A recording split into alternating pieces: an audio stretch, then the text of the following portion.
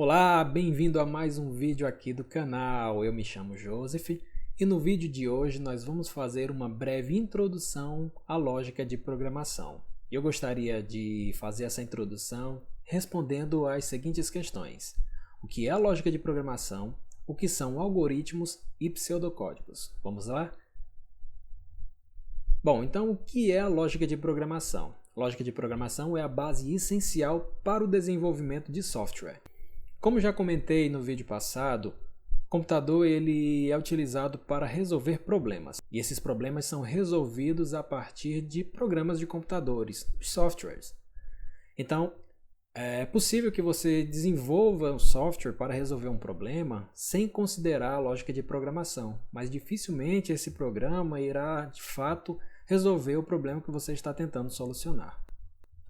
Então, a lógica de programação refere-se à habilidade de organizar instruções em uma sequência lógica para resolver problemas através de um computador. E isso envolve a criação de algoritmos. E o que são algoritmos? Algoritmos tratam-se de um conjunto de passos ordenados que um computador pode seguir para executar uma tarefa específica. Então, você pode ter vários problemas e para cada um desses problemas você pode desenvolver algoritmos para que um computador possa solucioná-lo. É importante observar que um problema pode ser resolvido a partir de várias soluções, ou seja, é possível que eu desenvolva diversos algoritmos que possam resolver o mesmo problema. A título de exemplo, vamos considerar o problema do fatorial de um número. Só para a gente recordar, o que é o fatorial de um número? O fatorial de um número, representado pelo sinal de exclamação na frente do número, ou nesse exemplo aqui, na frente de uma variável, consiste da multiplicação desse número pelo seu antecessor e pelo antecessor, e assim por diante, até chegar em 1. Ou seja, n fatorial é dado por n vezes n-1, vezes n-2, vezes n-3, etc., vezes 3, vezes 2, vezes 1. A mesma solução para o mesmo problema escrita de uma outra forma seria a seguinte: o fatorial de n é igual a 1 vezes 2 vezes 3, etc., vezes n-3, vezes n-2, vezes n-1, vezes n. Então aqui a gente tem duas abordagens matemáticas que dão o mesmo resultado. Ou seja, apesar de eu ter mudado a ordem dos fatores, o resultado permanece o mesmo. Existe ainda essa outra forma de representação do cálculo do fatorial de um número. O fatorial de n é igual a n vezes o fatorial de n-1. Então, por exemplo, se eu tenho número 4 e quero calcular o fatorial de 4, quanto é o fatorial de 4? Utilizando essa expressão aqui, o fatorial de 4 é igual a 4 vezes 3 vezes 2 vezes 1. Utilizando esse outro formato aqui, o fatorial de 4 é igual a 1 vezes 2 vezes 3 vezes 4. E utilizando essa outra notação, a gente tem que o fatorial de 4 é igual a 4 vezes o fatorial de 3. Bom, se eu preciso que o computador resolva o fatorial de um número, eu preciso dizer para o computador quais são os passos que ele precisa seguir. Então, eu preciso descrever um algoritmo para ele. Então, a seguir, eu tenho a proposta de um algoritmo sequencial para a resolução do cálculo do fatorial que o computador poderá seguir para resolvê-lo. O fatorial de n eu vou chamar de forma genérica de fat de n. Tá bom? Então, o que seria fat de n? Seria dado pelo algoritmo sequencial que vai fazer sucessivas multiplicações do número n pelo próximo número, sempre decrementando de 1 em 1. Então, fatorial de n vai ser igual a n vezes n-1 vezes n-2 vezes outros números multiplicados, um após o outro, vezes 2 vezes 1. Essa resolução ela é extraída do conhecimento que a gente possui da matemática para a solução do fatorial de um número. Entretanto, o computador ele possui algumas limitações que a gente vai precisar conhecer para conseguir desenvolver os algoritmos através das estruturas que a linguagem nos fornece. Tá bom? Então, quando a gente estiver vendo a solução desse problema através de uma linguagem de programação, a gente vai ver qual é a forma que a gente vai poder fazer, poder seguir essa sequência de multiplicações, considerando um limite superior e um limite inferior e que valha para várias entradas possíveis, vários valores de n. Essa mesma solução poderia ter sido escrita de uma outra forma, né? Poderia ter desenvolvido um algoritmo que, em vez de começar multiplicando de n, começasse multiplicando de 1. E aí a gente teria o fatorial de n é igual a 1 vezes 2, vezes 3, vezes 4 e assim por diante, vezes n-2, vezes n-1 e finalmente vezes n. O resultado seria o mesmo. Uma outra proposta que eu queria trazer aqui para vocês é através de um algoritmo recursivo. O algoritmo recursivo é aquele que, no conjunto de suas instruções, ele faz uma chamada a si próprio. Então eu estou chamando aqui novamente o algoritmo de FAT de n. Então quem é o fatorial de n? Quem é FAT de n?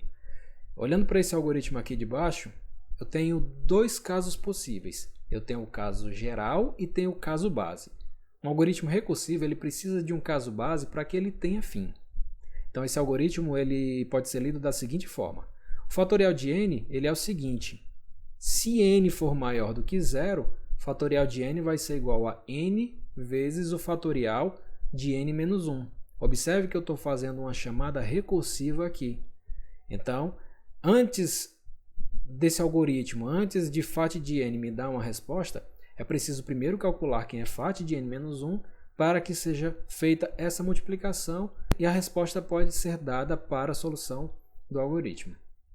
Então, se n for maior do que zero, o fatorial de n vai ser dado por n vezes o fatorial de n menos 1.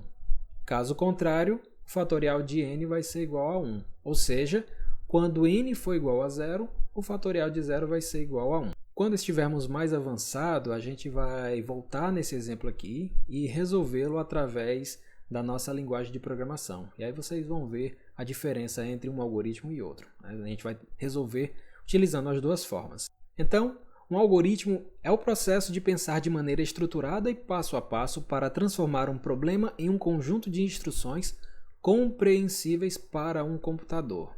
Só que essa ideia de instruções, elas são herdadas do nosso dia a dia. Por exemplo, digamos que eu queira preparar um sanduíche, ou digamos que eu queira ensinar alguém a preparar um sanduíche. Para que essa pessoa aprenda a prepará-lo, eu preciso informar a receita. E em uma parte dessa receita existem os ingredientes. Eu preciso definir quais são os ingredientes para que um sanduíche possa ser preparado, porque caso eu não tenha esses ingredientes, não adianta a gente executar o processo, a sequência, e a gente nunca chegará ao resultado final. Então eu preciso ter pelo menos pão, maionese, presunto, queijo, uma salada, enfim. A gente pode ter várias configurações de sanduíche, mas existem alguns itens básicos, como é o caso do pão, por exemplo. Em seguida a gente tem o modo de preparo. O modo de preparo irá utilizar esses ingredientes e em uma sequência de passos chegar no resultado final, que é o nosso sanduíche. Mas qual deveria ser esse modo de preparo? Esse modo de preparo ele pode variar, né? Como eu já mencionei anteriormente, não existe uma única forma de resolver esse problema. Mas a solução, né, o modo de preparo seria algo como: em uma sacola de pão, tire 2 fatias de pão. Coloque-as em um prato. Utilizando uma faca, retire um pouco de maionese do pote e passe nas fatias de pão, nas partes que ficarão para dentro das fatias de pão. Em seguida, acrescente presunto, acrescente o queijo, feche o pão, né, utilizando as 2 fatias, mantendo os ingredientes que foram inseridos no pão dentro do pão. Leve o pão para uma sanduicheira ou uma chapa, esquente-o até que o queijo derreta, por exemplo. Em seguida, retire da sanduicheira, abra o pão, separe o pão, utilize a linguagem que for mais adequada para que fique bem clara a instrução que você quer que seja seguida. Em seguida, inclua os vegetais, inclua aí a salada, né, o alface, por exemplo, o tomate, se for o caso. Coloque de volta o pão e está pronto o sanduíche. Então, se você tiver caprichado aí no seu preparo, você vai ter esse resultado aqui. Para que você exercite, eu vou deixar esse problema aqui para você pensar, tá bom? Trocando o pneu furado de um carro. Você está dirigindo seu carro quando de repente percebe que um dos pneus furou. Você está sozinho e precisa trocar o pneu furado pelo estepe que está no porta-malas do carro. crie um algoritmo passo a passo para guiar você durante o processo de troca do pneu, de modo a garantir uma substituição segura e eficiente.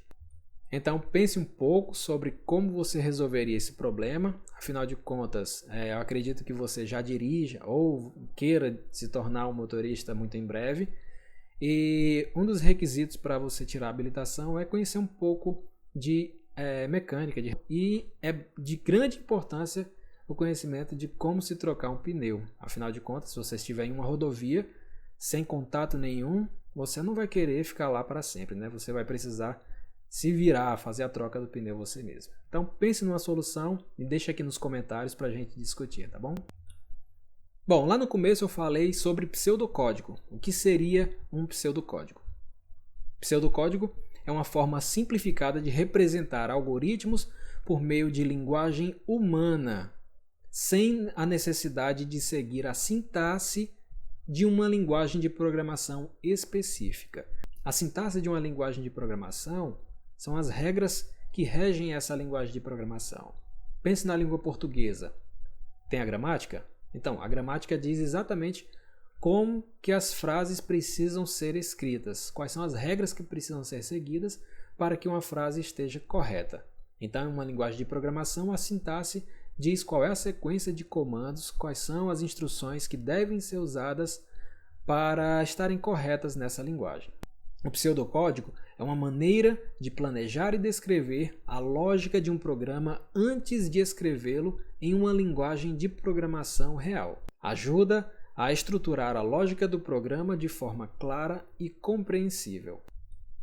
Voltando ao problema do fatorial, a gente tem o seguinte algoritmo sequencial para a resolução do fatorial.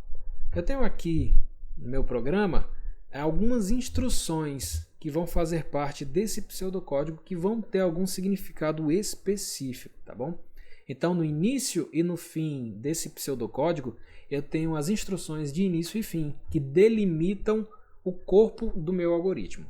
Nós temos ainda instruções para delimitar outro escopo, outro bloco de comandos, tá bom? Então, as estruturas de uma linguagem ou de um pseudocódigo vão ter esses tipos de instruções que delimitam blocos de comandos. Seguindo, a gente tem algumas outras instruções que funcionam como ordens. Defina alguma coisa, leia um número, multiplique um número por outro, exiba o resultado. Então a gente tem essas ordens que são instruções comuns das linguagens de programação. Nós temos ainda a presença do uso de variáveis. Eu tenho aqui a variável n que está sendo utilizada para armazenar o valor do número que a gente quer efetuar o cálculo. Então, se eu quero efetuar o cálculo de um número que eu vou chamar genericamente de n, é natural que a gente defina uma variável cujo nome é n. E ao definir variáveis, a gente pode referenciá-la ao longo do nosso programa, como é o caso dessas linhas que estão em destaque, né? Definir n, eu estou definindo a variável. Leia n, eu estou pedindo que o valor de n seja lido, ou seja, um valor vai ser lido e atribuído à variável n, e esse n vai ser utilizado em vários outros pontos do programa. Aqui uma outra variável que está sendo definida, a variável fatorial, que também é reutilizada ao longo do programa. Aqui eu defini a variável fatorial, inicializei ela com o valor 1 e em seguida essa variável fatorial ela poderá sofrer alterações ao longo do programa. Aqui nós temos outra variável, a variável que vai ser utilizada dentro desse bloco. Então vou tentar explicar esse algoritmo utilizando um valor como exemplo. Vamos utilizar o valor 3 para que não fique tão extenso, tá bom? Então vamos calcular o fatorial de 3. Definir n como um número inteiro. Então o nosso programa ele vai considerar a variável n, que a gente ainda não disse qual o valor dela. Definir a variável fatorial como 1. Então a gente sabe que o fatorial até agora mantém o valor 1 armazenado, tá bom? Em seguida, a orientação do programa é que leia n. Então, se a gente quer calcular o fatorial de 3, o valor de n vai ser 3, tá bom? Em seguida, utilizando essa estrutura de repetição, isso aqui a gente vai ver quando estiver entrando nas estruturas de repetição da linguagem de programação, a gente vai ver com detalhe como que cada uma delas funciona, tá bom? Então, basicamente, a gente tem o seguinte: para cada número, e esse número aqui vai ser uma variável, né?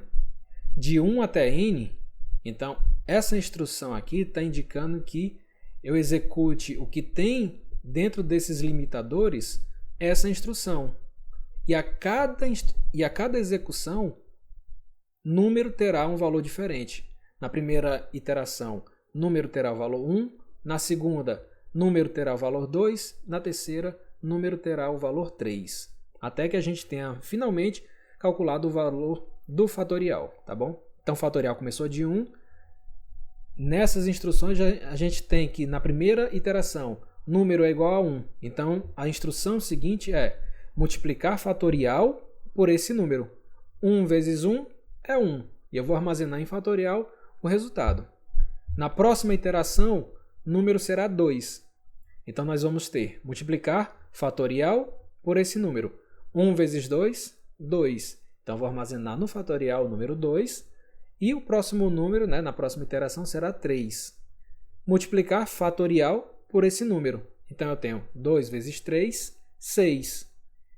Depois de ter percorrido os 3 valores, ou seja, de 1 até 3, esse loop encerra, essa estrutura de repetição encerra, e o programa pede para exibir o seguinte texto: o fatorial de n, ou seja, o fatorial de 3 é 6, que foi o valor que a gente calculou. Essa daqui seria a nossa segunda versão do cálculo do fatorial, só que agora utilizando recursão. Nesse programa, a gente vai perceber que um subprograma está sendo definido como calcular fatorial e o programa executa nesse trecho aqui, do início ao fim. E ao obter o valor de resultado, eu faço uma chamada ao subprograma chamado calcular fatorial, enviando o valor de n, que é 3, por exemplo, né? E aí, a função calcular fatorial, ou subprograma calcular fatorial, ele vai executar, e uma dessas etapas é fazer uma chamada recursiva ao próprio subprograma. Então, essa é a característica de um algoritmo recursivo, de uma função recursiva, de um subprograma recursivo. E aí, nesse programa, a gente tem aqui os dois casos. O caso base, se n for igual a 0, retorna 1. E o caso genérico, se não, né, se o n não for igual a 0, ou seja, se for 1 ou mais, ele retorna n multiplicado por calcular fatorial de n menos 1. Então, o pseudocódigo é uma forma de representação de algoritmos, mas não é a única forma. Existem outras, como a gente vai ver a seguir. Existe o fluxograma, que também serve para descrever um algoritmo, e aqui eu tenho um algoritmo simples para acender uma lâmpada. Então eu tenho a seguinte situação: a lâmpada não está acesa. E aí eu preciso verificar, né, no fluxograma existe aqui uma instrução que indica uma verificação, um teste. O interruptor estava ligado?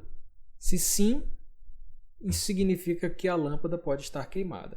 Se não, ligue o interruptor. Então, essa é a instrução que eu tenho. Essas são as instruções que eu tenho para acender uma lâmpada. É um algoritmo bem simples, mas apenas para ilustrar que existe também o fluxograma como uma forma de representação de algoritmos.